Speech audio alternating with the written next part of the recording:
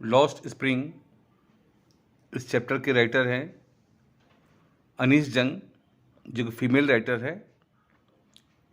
इस चैप्टर बड़ा होने के कारण 16 भाग में है, तो इसलिए इसका 8 भाग आज हम भेज रहे हैं। बाकी 8 भाग अगले नेक्स्ट टर्न पर भेजा जाएगा। लॉस्ट स्प्रिंग चैप्टर में बच्चों की समस्याएं, वो बच्चे जिनको बचपन से ही भीख मांगने या वर्कर के रूप में काम करने में लगा दिया जाता है, उनका जीवन कैसे निकलता है, उनकी लाइफ किस तरह से बर्बाद हो जाती है, उनकी आर्थिक समस्याओं के कारण, इस बारे में हम इस चैप्टर में समझेंगे। Para first, why do you do this I ask Saheb. इसकी लेखिका अनीस जंग पूछती हैं, तुम क्या करते हो, क्यों करते हो। आई आस्क साहेब, मैंने साहेब नाम के बच्चे से पूछा। हुम आई इनकाउंटर, जो मुझे मिल जाता है। एवरी मॉर्निंग, प्रत्येक सुबह। Scrounging of for gold in the garbage dump, कूड़े करकट के स्थान से गोल्ड अर्थात बहुमूल्य वस्तु ढूंढने के लिए। ऑफ माई नेबरहुड, मेरे बचपन से ही, मेरा पड़ोसी है। साहेब लेफ्ट हिज होम, साहेब ने अपना घर छोड़ दिया था। लॉन्ग एगो, काफ़ी समय पहले। Set amidst the green field of Dhaka, उसका घर ढाका जो बांग्लादेश में है, उसकी राजधानी है, उसके हरे भरे खेतों में हिज होम, उसका घर हुआ करता था। Is not even a distant memory, अब दूर दूर तक उसकी स्मृति में भी घर नहीं है। देयर वर मैनी स्टॉर्म्स, कई तूफान आए।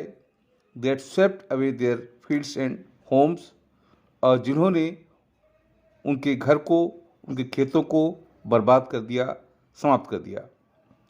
हिज मदर टेल्स हिम, उसकी माँ उसे बताती है। दैट्स वाई दे लेफ्ट, यही कारण है कि उन्होंने गांव या घर छोड़ दिया। Looking for gold in the big city, बड़े शहर में उपयोगी चीज़ें ढूंढना, बहुमूल्य वस्तुएं ढूंढना उनका काम हो गया। वेयर ही नाउ लिव्स, वहाँ जहाँ वह अब रहता है। I have nothing else to do, he mutters looking away, उसने इधर उधर देखते हुए उत्तर दिया कि मेरे पास इसके अलावा कुछ भी करने को नहीं है। गो टू स्कूल, आई से ग्लिबली, मैंने उत्तर दिया मेरे पास करने को कुछ नहीं है। रियलाइजिंग, गो टू स्कूल, लिखा ने कहा तो स्कूल जाओ। आई से ग्लिबली, मैंने चतुराई से कहा। रियलाइजिंग इमीडिएटली, और तुरंत महसूस करते हुए। How hollow to advice must sound, कि ये जो मेरी सलाह थी वो कितनी खोखली होगी। साहिब नाम का बच्चा आगे बोलता है, there is no school in my neighbourhood, मेरे पड़ोस में कोई विद्यालय नहीं है। When they build one I will go, जब स्कूल बन जाएगा मैं जाऊंगा। If I start a school will you come, तो लेखिका ने पूछा कि यदि मैं स्कूल स्टार्ट करूं, विल यू कम, क्या तुम आओगे। आई आस्क हाफ जोकिंग, मैंने थोड़ा मजाक में पूछा। Yes he says smiling broadly, हाँ वो खुलकर हंसते हुए बोला, वो आएगा। ए फ्यू डेज लेटर, कुछ दिनों बाद। I see him running up to me, मैंने देखा कि वह भागते हुए मेरे पास आया। पूछने लगा, इज योर स्कूल रेडी, क्या आपका स्कूल तैयार है। It takes longer to build a school, तो अनीस जंग जो लेखिका थी उन्होंने उत्तर दिया कि स्कूल बनाने में समय लगता है। आई से, मैंने कहा। इम्बास्ड, शर्माते हुए। Eight having made a promise, कि मैंने उससे ऐसा वादा किया था। दैट वाज नो मिंट, जिसको मैं चाहती नहीं थी। बट प्रोमिसेस लाइक माइन, लेकिन मेरी तरह से किए गए वादे। Abound in every corner in his black world, उस बच्चे के अंधकार भरे संसार में प्रत्येक कोने में पाए जाते हैं, अर्थात उसके साथ ऐसा प्रायः हुआ करता है। After months of knowing him, कुछ महीनों बाद। नोइंग हिम, उसके बारे में मैंने जानने के लिए I ask him his name, मैंने उससे उसका नाम पूछा। साहेब ए आलम, ही अनाउंसेस, उसने कहा अपना नाम Saheb e Alam. He does not know what it means, वह नहीं जानता था कि उसके नाम का क्या अर्थ है। इफ़ यू न्यू, यदि वह जानता, इट मीनिंग, इसका अर्थ लॉर्ड ऑफ द यूनिवर्स, कि साहिब ए आलम का अर्थ होता है संसार का स्वामी। He would have a hard time, तो बड़ा कठिन लगता, बिलीविंग इट, उसे इस पर विश्वास करने के लिए। Unaware of what his name represents, अपने नाम का अर्थ से अनभिज्ञ होते हुए, ही रोम्स, वो भटकता रहता है, द स्ट्रीट्स, गलियों में, विद हिज फ्रेंड्स, अपने मित्रों के साथ। An army of barefoot boys, नंगे पैर चलने वाले बच्चों की फौज, हु एपियर, जो दिखाई पड़ती थी, लाइक द मॉर्निंग, जैसे कि सुबह, birds and disappear at noon, जिस प्रकार पक्षी सुबह दिखाई पड़ते हैं और दोपहर में गायब हो जाते हैं। Over the month I have come to recognise each of them, और कुछ महीनों के बाद मैंने उन बच्चों में से कुछ लोगों को पहचानना शुरू कर दिया था। Why are you not wearing chappals, I ask one, मैंने उन लड़कों में से एक से पूछा कि तुम चप्पल क्यों नहीं पहनते हो। My mother did not bring them down for the safe, मेरी माँ ने मेरी चप्पलें अलमारी से नहीं निकाली। ही आंसर सिंपली, उसने उत्तर दिया सिंपली, बहुत सरलता से। पैरा थर्ड में कहा गया है कि even if she did not, he will throw, वह उतार भी दे तो उसे फेंक देगा, अर्थात अगर माँ जूता उतार भी देगी तो उसको फेंक देगा। Ads another who is wearing shoes, दूसरा बच्चा जो बिना मेल के, बिना जोड़ी के जूते पहना है, नॉट मैच, जो आपस में मैच नहीं करते। When I comment on it, और जब मैंने इस पर टिप्पणी की, ही सफल्स हिज फीट, तो उसने अपने पैर को इधर उधर घसीटते हुए, सेज नथिंग, कुछ नहीं कहा। आई वांट शूज, बस इतना ही बोला, मुझे जूते चाहिए। सेज ए थर्ड बॉय, तीसरा बच्चा कहता है, who has never own a pair all his life, जिसने अपने सारे जीवन एक जोड़ी जूते नहीं पहने। Travelling across the country, I have seen children walking barefoot, मैंने कई जगह, कई स्थानों पर चलते हुए उन बच्चों को देखा जो नंगे पैर चलते हैं, इन सिटीज़ और विलेज रोड, शहरों में, गांव में और सड़कों पर। It is not lack of money, ये कारण उनके पास धन का अभाव नहीं है, but a tradition to stay barefoot, बल्कि नंगे पैर चलने की एक परंपरा है। इज़ वन एक्सप्रेशन, ऐसी व्याख्या होती है। आई वंडर, मुझे आश्चर्य है, if the only an excuse to explain, कि केवल ये बहाना करना या उसकी व्याख्या करना, away a perpetual state of poverty, जो उनकी सतत रहने वाली गरीब की दशा है, वो बनी रहती है। I remember a story, a man, मुझे एक व्यक्ति की कहानी याद है, फ्रॉम उडुपी, जो उडुपी से संबंध रखता था। वंस टोल्ड मी, एक बार उसने मुझे बताया, as a young boy he would go to school past an old temple, जब वह छोटा बच्चा था, वह एक स्कूल से गुजरता था और वहाँ पुराना मंदिर भी था। Where his father was a priest, जहाँ उसके पिता एक पुजारी थे। He would stop briefly at the temple, वह मंदिर के पास कुछ समय के लिए रुकता था, and pray for a pair of shoes, और एक जोड़ी जूते के लिए प्रार्थना करता था।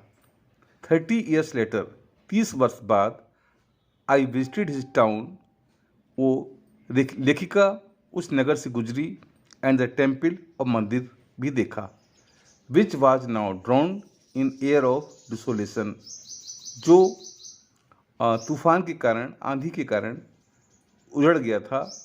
इन द बैकयार्ड, उस मंदिर के पिछले भाग में, where lived the new priest, एक नया पुजारी रहता था। There were red and white plastic chairs, वहाँ लाल और सफ़ेद प्लास्टिक की कुर्सियाँ थीं। A young boy dressed in a grey uniform, एक लड़का जो स्लेटी रंग के वेशभूषा में था, वेयरिंग सॉक्स एंड शूज, जो जूते मोजे पहना हुआ था, arrived pointing and threw his school bag on a folding bed. वह वहाँ हाँफता हुआ पहुँचा और उसने अपना स्कूल बैग एक फोल्डिंग बेड पर गिरा दिया। लुकिंग एट द बॉय, उस लड़के की ओर देखते हुए, आई रिमेंबर्ड, मुझे याद आया, द प्रेयर अनदर बॉय, एक अन्य लड़के की प्रार्थना, had made to the goddess, जो उसने देवी से की थी, when he had finally got a pair of shoes, तब उसको अंत में जाकर एक जोड़ी जूते मिल गए थे। Let me never lose them, मैं इन जूते को ना खोऊं, the goddess had granted his prayer, देवी ने उसकी इस प्रार्थना को स्वीकार कर लिया था। Young boys like the son of the priest, पुजारी के छोटे लड़कों की तरह, नाउ वोर शूज, अब वो नए जूते पहनता है, but many others like the rag pickers, लेकिन कूड़ा बीनने वाले अन्य लड़कों की तरह, इन माई नेबरहुड, जो मेरे पड़ोस के हैं, रिमेन शूजलेस, वो बिना जूतों के रहते। My acquaintance with the barefoot rag pickers lead me to Seemapuri, मेरे परिचितों में जो नंगे पैर कूड़ा बीनने वाले लोग हैं, लीड मी सीमापुरी, वो मुझे सीमापुरी तक ले जाते हैं। ए प्लेस, सीमापुरी एक स्थान है, on the periphery of Delhi, Delhi की सीमा पर, yet miles away from it, तो भी ऐसा लगता है जैसे यहाँ से मीलों दूर है। मेटाफोरिकली, एक लाक्षणिक रूप से, दोज हु लिव हियर, वो जो यहाँ रहते हैं, आर स्क्वेटर्स, वो स्क्वेटर्स अर्थात गैर कानूनी रूप से रहते हैं, who came from Bangladesh back in 1971, जो 1971 में बांग्लादेश से यहाँ आए थे। Saheb's family is among them, Saheb का परिवार भी उन्हीं लोगों में से एक है। Seemapuri was then a wilderness, Seemapuri उस समय एक वीरान स्थान था। इट स्टिल इज, यह अभी वैसा ही है, but it is no longer empty, लेकिन ये स्थान अब खाली नहीं रहा, अर्थात वहाँ बस्ती हो गई।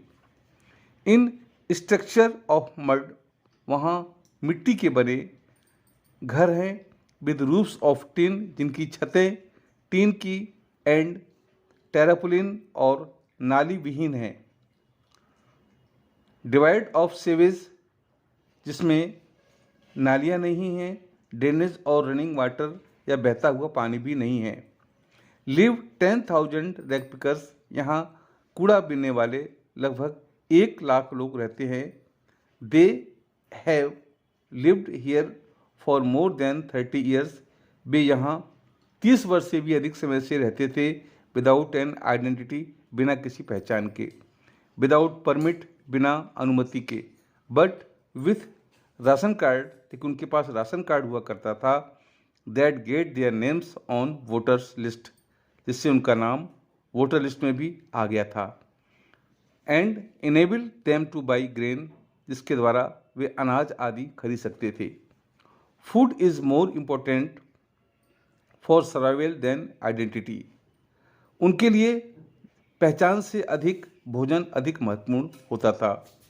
If at the end of the day, यदि दिन की समाप्ति पर अर्थात शाम को, we can feed our family, हम अपने परिवार को भोजन दे पाते हैं, एंड गो टू बेड, और बच्चे सोने के लिए चले जाते हैं, विदाउट एन एकिंग स्टमक, बिना पेट दर्द के, we would rather live here, तो हम यहाँ रहना अधिक पसंद करेंगे, देन इन द फील्ड्स, बजाय उन खेतों के, that gives us no grain, जो हमें अनाज नहीं देता। से a group of women in tattered saris, एक स्त्रियों के समूह ने जो फटी हुई साड़ियों में थी, उन्होंने कहा। व्हेन आई आस्क्ड देम, जब मैंने उससे पूछा, why they lived their beautiful land of green fields of river, कि तुमने उस सुंदर भूमि को जहाँ हरियाली हुआ करती थी और नदियाँ थीं क्यों छोड़ा? वेरेवर दे फाइंड फूड, जहाँ कहीं उन्हें भोजन मिलता है, they pitch their tents that become transit home, तो वहीं भी अपना तंबू गाड़ लेते हैं और अस्थायी रूप से अपना घर बनाते हैं। Children grow up in them, बच्चे वहाँ बड़े होते हैं, बिकमिंग पार्टनर्स इन सर्वाइवल, और जीवन यापन के लिए उनके सहयोगी बनते हैं। And survival in Seemapuri means rack packing, Seemapuri में जीना इसका अर्थ है कूड़ा बीनने का काम। थ्रू द ईयर्स, वर्षों से, it has acquired the proportion, ये जगह एक इस प्रकार का रूप ले लिया है ऑफ ए फाइन आर्ट, मानो कोई ललित कला हो। Garbage to them is gold, कूड़ा करकट में उन्हें गोल्ड अर्थात बहुमूल्य वस्तु मिल जाती है। It is their daily bread, ये उनके दैनिक रोटी की तरह है। ए रूफ, एक छत, ओवर देयर हेड्स, जो उनके सिर ढकने के लिए हुआ करती है। Even if it is leaking roof, हालांकि वो छत जिसमें पानी का रिसाव होता है, but for a child it is even more, लेकिन यह छत इससे भी अधिक उनके लिए महत्वपूर्ण है। I sometimes find A rupee even a 10 rupee note, मुझे कभी कभी 1 रुपया और 10 रुपया भी मिल जाता है। साहिब से, साहिब कहता है। हिज आइज लाइटिंग अप, उसकी आंखों में चमक आ जाती है। When you can find A silver coin in A heap of garbage, जब तुम्हें कूड़ा करकट में एक सिल्वर कॉइन्स, एक चांदी का सिक्का मिलता है, यू डोंट स्टॉप स्कॉर्जिंग, तो तुम उसको ढूंढना बंद नहीं करते। फॉर देयर इज़ होप, क्योंकि एक आशा हो जाती है, ऑफ फाइंडिंग मोर, अधिक पाने की। इट सीम्स, ऐसा लगता है, दैट फॉर चिल्ड्रन, कि बच्चों के लिए garbage has a meaning, garbage का जो अर्थ है डिफरेंट, अलग हुआ करता है, from what it means to their parents, जो अर्थ उनके माता पिता के लिए हुआ करता है। फॉर द चिल्ड्रन, बच्चों के लिए, it is wrapped in wonder, for the elders it is a means survival, बच्चों के लिए वो सिक्का या वो वस्तु जो उनको मिल जाती है एक आश्चर्य में लिपटी हुई चीज़ हुआ करती है। फॉर द एल्डर्स, और जो बड़े लोग होते हैं, बड़ी उम्र के लोग होते हैं, उनके लिए इट इज़ मीन्स सर्वाइवल, यह एक जिंदा रहने का एक साधन होता है। वन विंटर मॉर्निंग, एक सर्दी की सुबह, I see Saheb standing by the fenced gate of the neighbourhood club, मैं साहेब को पास के क्लब के बाड़े में लगे दरवाजे के निकट खड़े हुए देखती हूँ। वॉचिंग टू यंग मैन, जो उन नवयुवकों को देख रहा होता है, dressed in white playing tennis, जो सफ़ेद कपड़ों में पहने हुए हैं और टेनिस खेल रहे होते हैं। I like the game, he hums, वो धीरे से कहता है, मुझे यह खेल पसंद है। Content to watch it is standing, खड़े होकर उनको देखना ही संतुष्टि है, इस भावना से बिहाइंड द फेंस, वो दीवार के पीछे खड़ा रहता है। I go inside when no one in around, Saheb कहता है कि मैं अंदर जाता हूँ जब वहाँ कोई नहीं होता। ही एडमिट्स, वह स्वीकार करता है। The gatekeeper lets me use the swing, चौकीदार मुझे अंदर झूलने के लिए अनुमति देता है या मुझसे कहता है। Saheb too his wearing tennis shoes, Saheb भी टेनिस वाले जूते पहने हैं। दैट लुक्स स्ट्रेंज, जो विचित्र दिखाई पड़ते हैं। और his discoloured shirt and short, उसकी रंग विहीन शर्ट और नेकर में।